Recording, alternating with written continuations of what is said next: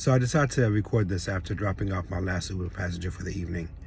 I've been kind of contemplating this throughout the day, but really I've been contemplating this for a while. So it goes without saying, I'm not your typical congressional candidate. The fact that I'm driving Uber part-time while holding down a full-time job, let's just say that's a radical departure from the norm.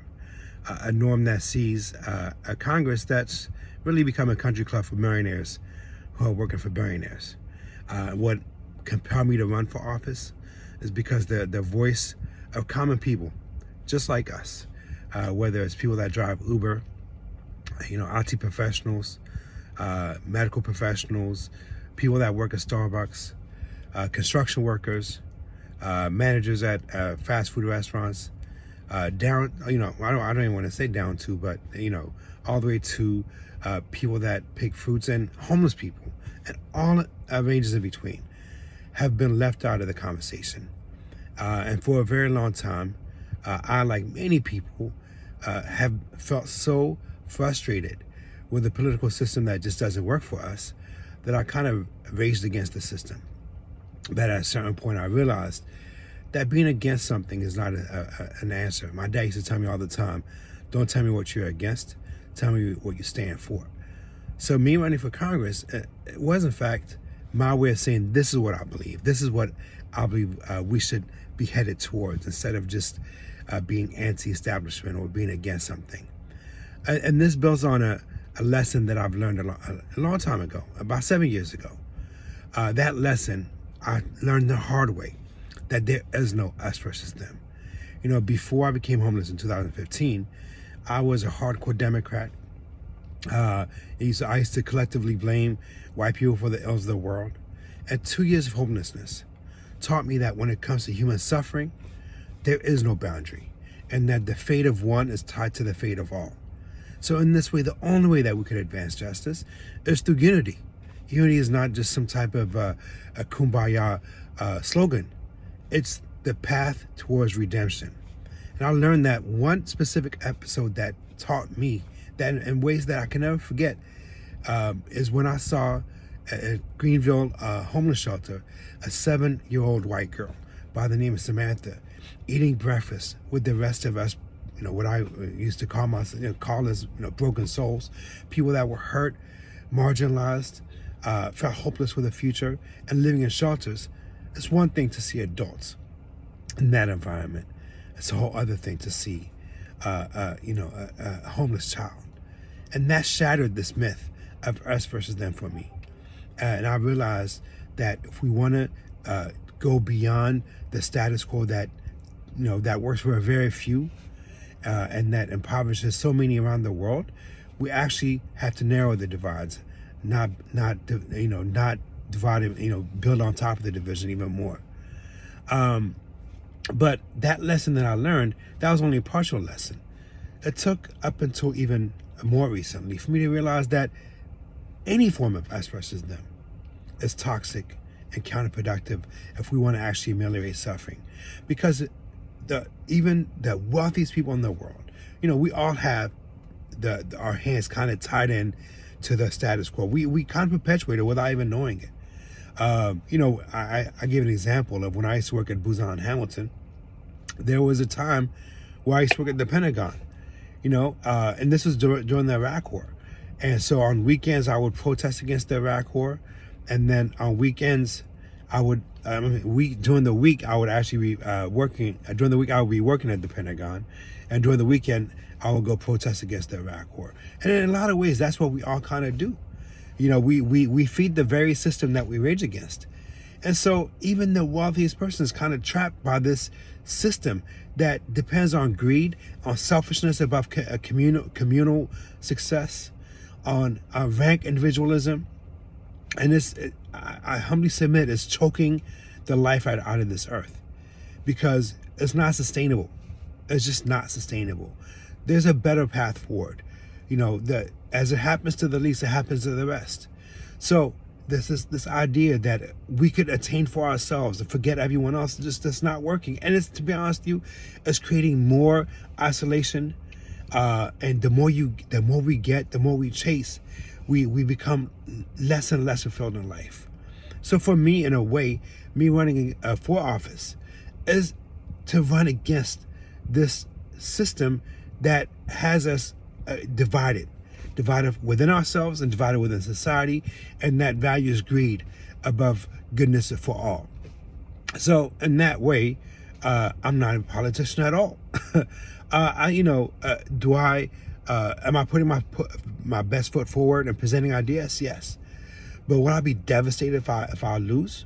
Not really. I have a son to take care of, and and an amazing family. And there's greater things in life than just to be a political insider. My ambition in life is not to be a career politician. If I win, I will end up serving 2 or 3 terms, and that's it. What I really want to do is present an idea that's different than the status quo, that has this whole country divided based on black versus white, left versus right, this identity versus that identity. I'm originally from Ethiopia. In Ethiopia, everyone is Ethiopian. But we've been so conditioned over the past 30 years to see ourselves as ethnicity first that we forgot about our common humanity. And as a consequence, there's endless killings and endless suffering. In a land of milk and honey, it's become a land of barrenness, where very few have everything and the rest have nothing and are killing each other for nothing. And in a lot of ways, this form of toxic tribalism is happening here in America too. The tribes here might not necessarily be ethnicity. It's identity and ideology. And we're forgetting about our common humanity. So my intention of running for office is to go beyond this us versus them paradigm that is tearing the fabric of this country apart. Because what happened in Ethiopia the year that I was born, where destabilization, actually it was strife, hopelessness, poverty, eventually led to destabilization, eventually led to a genocide where 500,000 Ethiopians died within 2 years. It's not that far of a road where we're at right now to where we could be going in terms of where Ethiopia ended up getting to in the 1970s. And in a lot of ways, it's still stuck to this day.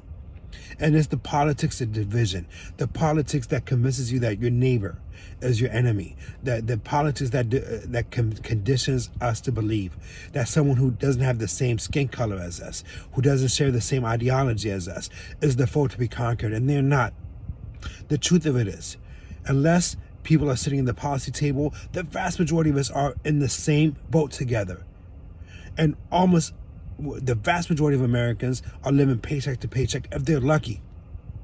There's homelessness that is beyond my comprehension and understanding in terms of how much is just festering, metastasizing through our society. It was not too long ago where homelessness was contained to the inner cities.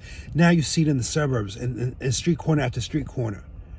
This is the new normal, and this is what's coming for all of us if we don't somehow course correct. And I don't speak about this in theory. I went from working at Booz Allen Hamilton, making 6 figures, to homelessness within short order. This could happen to any one of us when the net savings of Americans is 0. 1 or 2 missed paychecks could lead to homelessness for too many of us.